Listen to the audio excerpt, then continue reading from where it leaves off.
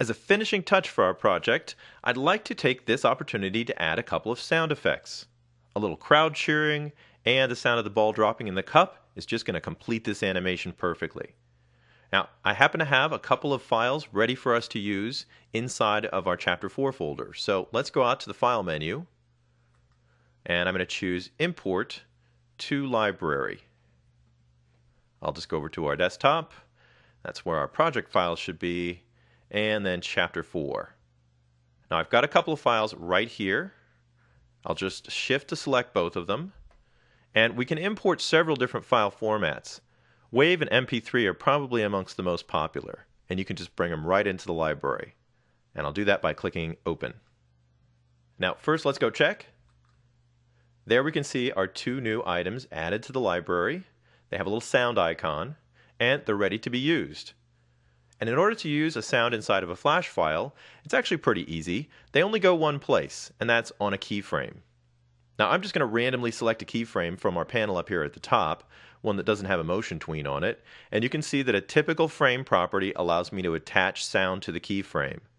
All I have to do is pull down the menu, and any sound that's in my library is going to show up.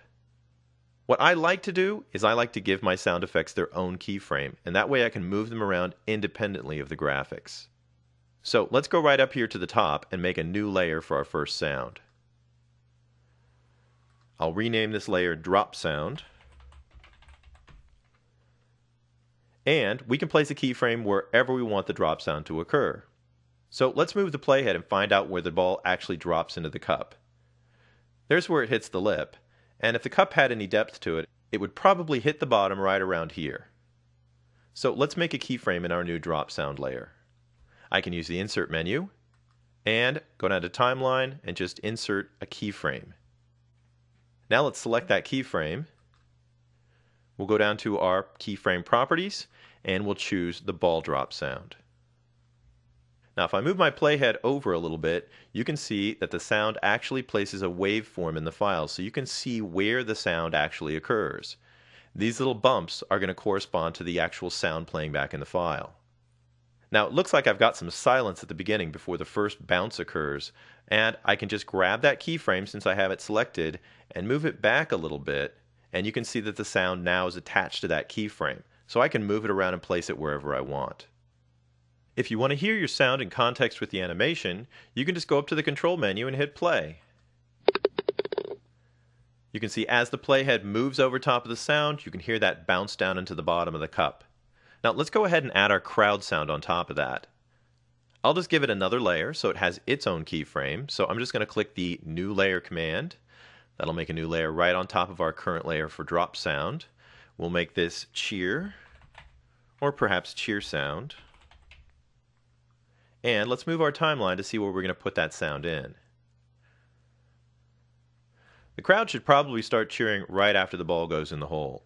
So for starters, I'm just going to put a keyframe out here, let's say around frame 60. I can use the keyboard shortcut of F6. That'll make a keyframe right here in my sound layer.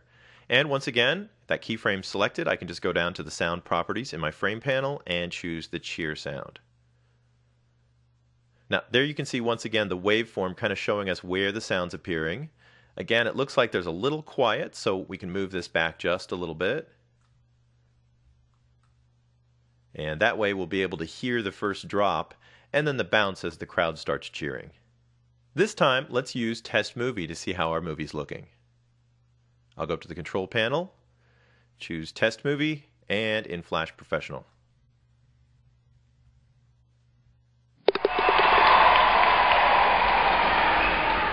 Now that's not too bad. Let me shut this down.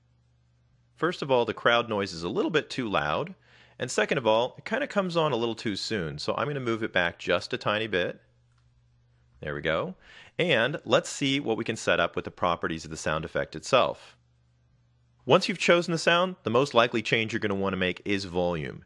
And I know this says effect here, but if we pull the menu down, we have a whole bunch of effects that actually change our volume. In each case, we've got control over the left and right channels separately. And if you just select one of these presets, you can get some easy fades or some left to right fades. But if you go down to custom at the bottom, it'll pull up both channels, and what we basically have is a volume control. Now I can drop this down to half volume for the right channel and half volume for the left channel. And that won't be quite so loud. Now in addition, if you really wanted to do some fading effects, you could click anywhere else and it actually creates more handles and more keyframes. So that's kind of what a fade in would look like. But I don't really want that for right now, so I'm just going to pull that back out to the edge, and that way I'll get rid of that extra keyframe. We can play our sound right here just to see if our adjustments have been good. And that's a little bit more appropriate for our project. I'll click OK, and our sound settings are saved. Now that you've finished your animation, you might want to go ahead and publish it and take a look at it. But before we do, let me just point out one thing. Each time we've done a test movie, the program has actually created a SWF file, and we can take a look at it. Let me just minimize my Flash program here for a second. I'll go out to my desktop files, and we'll go back into Chapter 4. And you can see there's our Golf Flaw we've been working on, but we also have a SWF file. Now the program actually recreates this SWF file and writes over it every time you do a test movie. But it is a SWF file, and it's actually the same file that the program would make right now if we chose the publish settings. So if you don't need an HTML and all you need is a SWF, you're basically done at this point. Now that's it for our golf animation. For our next chapter, we're going to be picking up another sport, and we're going to be looking at more animation and movie clips and also some 3D settings.